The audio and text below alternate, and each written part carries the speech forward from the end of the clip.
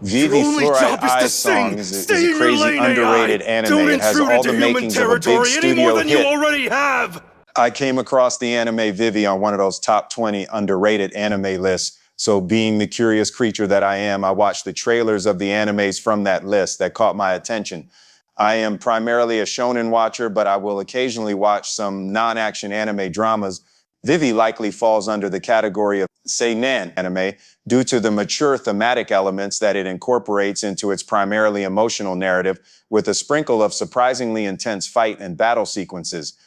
Anyway, after watching the trailer for Vivy, I was only half intrigued. The trailer made it seem kind of cheesy in the sense that there was this tacky pop song theme and some random action that didn't make much sense for a narrative. But I am sure glad that I decided to give the first episode a try.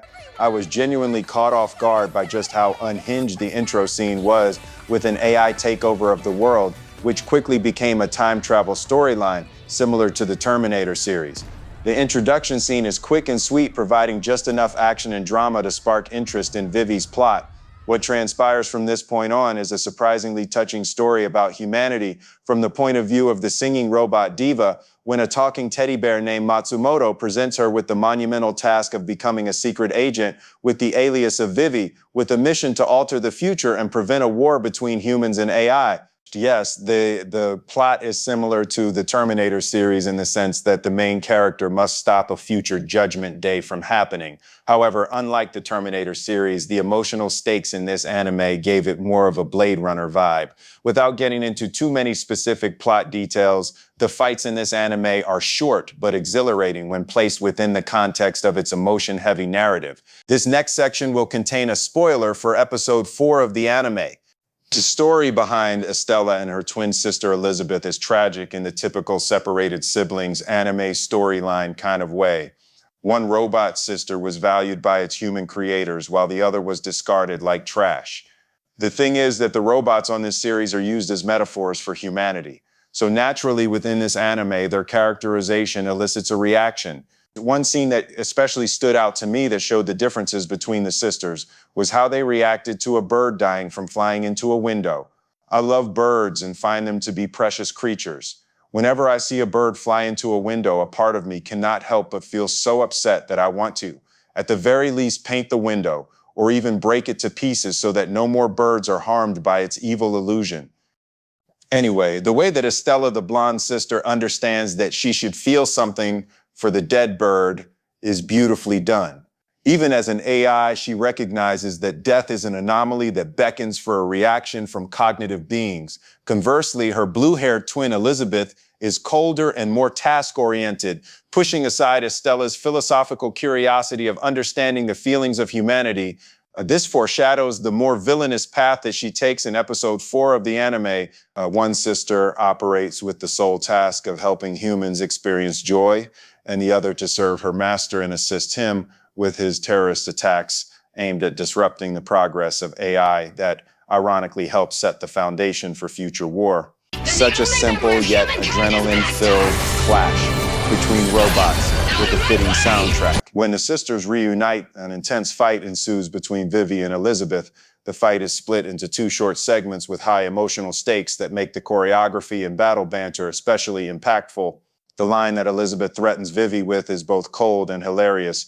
As she is pinning her down and forcing a knife toward her, she says, "I'll smash you to bits and turn you into a calculator."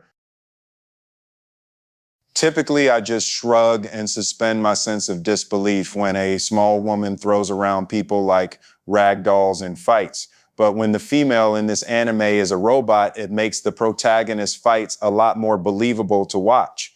In a genre saturated with supernatural elements, it is refreshing to have an anime feature prominently gritty, close-quarter combat. I mean, check out the epic scale of such a simple fight concept when combined with clever camera angles, intense music, and stylistic animation. The fast-paced hand-to-hand combat is, in my opinion, more fluid than that of a series like Jujutsu Kaisen. And concerning the animation, as a work from Wit Studio, it was expected that Vivy's animation would be top-notch. Sometimes the anime even jump scares you with a close-up of some split-second next-level animation, much like how SpongeBob will randomly show audiences a hyper-realistic visual for dramatic effect. And not only is the animation good, some of the cinematography was spectacularly next level. Like this mission complete moment, pure aura farming with that glass and moon.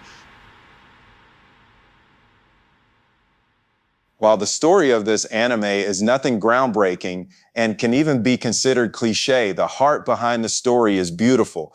I am a big proponent of protagonists with heart, even if they do not have a literal one, such as in this case. Interestingly, the concept of the heart is a recurring philosophical topic in this anime. Finally, as a Christian viewer, I appreciated how there was no demonic power-up moments in the anime. It is truly a breath of fresh air for a protagonist to face their foes and obstacles with hard work and an unyielding spirit to do what is right for everyone.